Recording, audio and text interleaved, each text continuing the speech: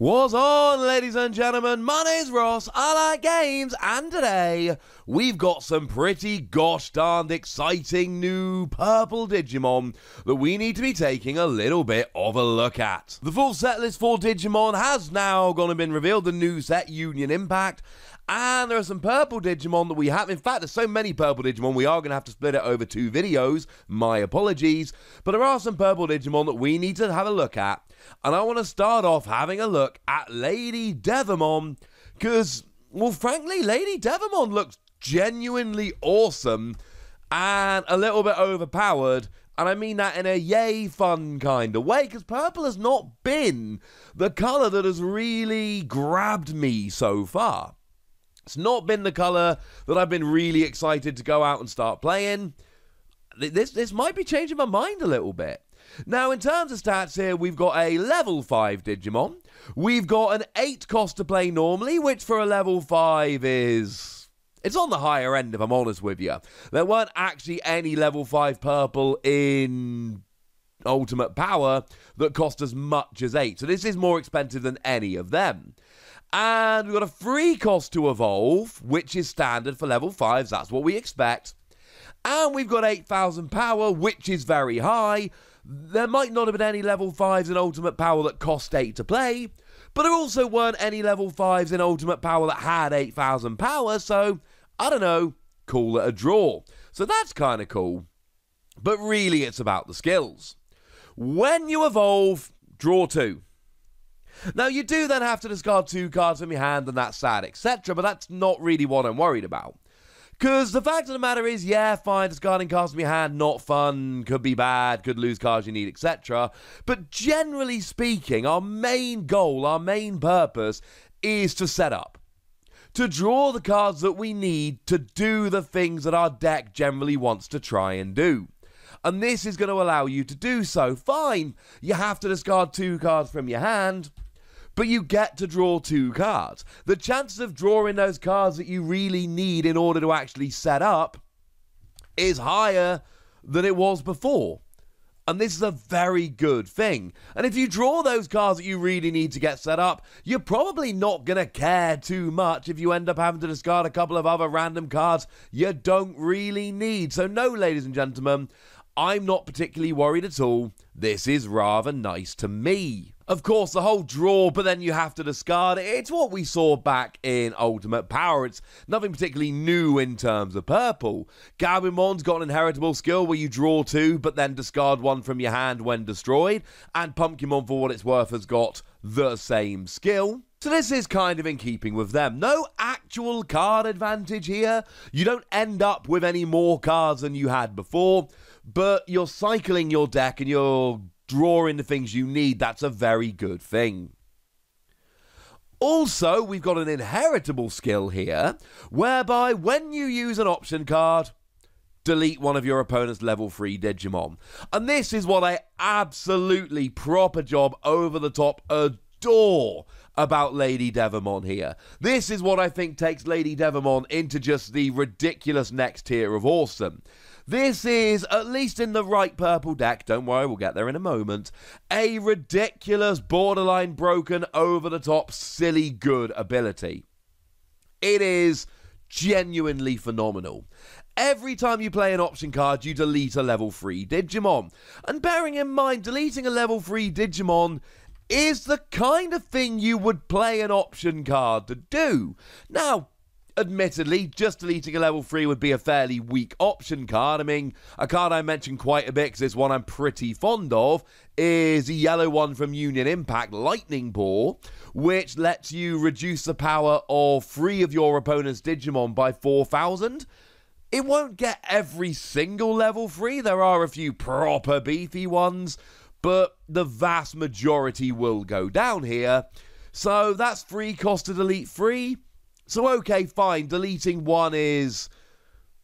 it's not phenomenal in terms of compared to other option cards, but as a cheeky little bonus when you're doing other stuff anyway, it is genuinely phenomenal. And here's the thing, just being able to play an option card and delete a level 3 Digimon is awesome. That stops your opponent being able to Digivolve out of it, Or it might be, I mean, we've seen a little bit of a trend, shall we say, coming around in Union Impact. We have seen cards, for instance, like Tumon, which says that on both players' turns, your opponent cannot gain memory, except by the effect of Tamer cards. It's not the only one we've seen. There's a few that do that. Terriermon would be another example, but this is one that will do it. And you'll notice that they are level 3 Digimon. And you'll notice that they stop you gaining memory other than by Tamer cards. So, fair to say they're kind of annoying, and we are going to have pretty good reasons to want to get them off of the field and get rid of them. This will do it nicely. There'll be times your opponent doesn't have a level 3 and that's really sad, and there will be times the only level 3 your opponent's got is something like Tapermon, but yeah, you take it down, but your opponent will also be drawing a card, which is not necessarily ideally what you really want to do. But the fact of the matter is, most of the time, this is going to be disruptive for your opponent. It's going to be taking away a level 3 that they wanted to keep on the board, or it's going to be getting rid of a Digimon that they were hoping to evolve from, etc., etc. Shall we say all in favour? I like this. But really at this stage, looking at this card on its own, in and of itself, isn't really good enough, because what we really need to do is look at the combination we've got here with Lailamon, or Lilithmon, depending on which translation you're going for. I think Lilithmon is the English name. Let's go for that. And what Lilithmon does is when you Digivolve, if you've got 10 or more cards in your trash, you return 2 purple options from your trash to your hand. And on your turn, limited to once during your turn, if you play an option card, you gain 2 memory. Now, ironically enough, this is exactly the kind of thing that would be blocked by something like Tumon, that will now not be blocked by Tumon, because you're taking out Tumon. And the fact of the matter is that Lilithmon will make sure that you've got the option cards you need in your hand at the time, and Lilithmon will give you the extra 2 memory when you play them, so you can be playing option cards for very cheap or free while deleting a level 3 Digimon. I mean, if you want to play a Lilithmon deck, and I've already gone on record as saying that that's one thing you maybe should be considering, this is an absolute no-brainer in terms of what you should be using as an evolution source. Count me all the way in, ladies and gentlemen. This looks awesome. Now, there are a couple of other Digimon we need to look at in this video, though they are, shall we say, a little bit more vanilla, by which I mean they're literally vanilla. SHKULL MERAMON here comes in as a level 5, 5 cost to play normally, 2 cost to evolve, 6,000 power. Has anyone spotted it yet? Has anyone spotted it yet? It's Monzaemon! Now, I'll be honest with you, Monzaemon is one of the best, cutest, most adorable Digimon we've seen in the game so far. This isn't. Not even close. But stats-wise, it is literally Monzaemon. And here's the thing. Monzaemon's seeing play. It is popping up in a bunch of decks. It is a good card. And it is seeing a bunch of play. It is finding its way into blue decks. And it's not particularly powerful. 6,000 power on a level 5 is, honestly, even for a vanilla card that we would expect a little bit more from, this is disappointing. But 5 cost to play normally for a level 5 is cheap. And 2 cost to evolve for a level 5 is very cheap. As in, pretty much every other level 5 costs 3 to evolve. If you want a vanilla level 5, we see stuff like LADYDEVUDION, which are just better. But no one cares about them. We're not talking about them. We're talking about Monzaemon. And the fact of the matter is, you're not playing this. I mean, LADYDEVUDION is one you play because it's a beefy level 5 that can do a bunch of damage. This and Monzaemon aren't. They are standard. They are not particularly beefy. But they are cheap. And essentially, they are conduits to your level 6. Now, you're giving up nice inheritable skills like the one we just talked about, and that's something you do need to bear in mind. But the fact of the matter is, this is going to get you to your level 6s more cheaply, more quickly, more easily, etc. And as far as I'm concerned, ladies and gentlemen, that is a pretty gosh darned good thing indeed. And there is one more we need to talk about today, and that is Boltmon. And those of you that have been following the game should look at Boltmon, a vanilla card, and you should look at the stat line of Boltmon and go, hang on a second, because it should look startlingly familiar. It is your generic vanilla level 6, the likes of which Purple didn't get back in Ultimate Power. Now, for the initial colours, we did get these back in the starter decks. So we got things like Pleziamon in blue that were the 10 cost to play normally, 2 cost to evolve, 12,000 power. Now they're lacking skills, but all of the stats are good.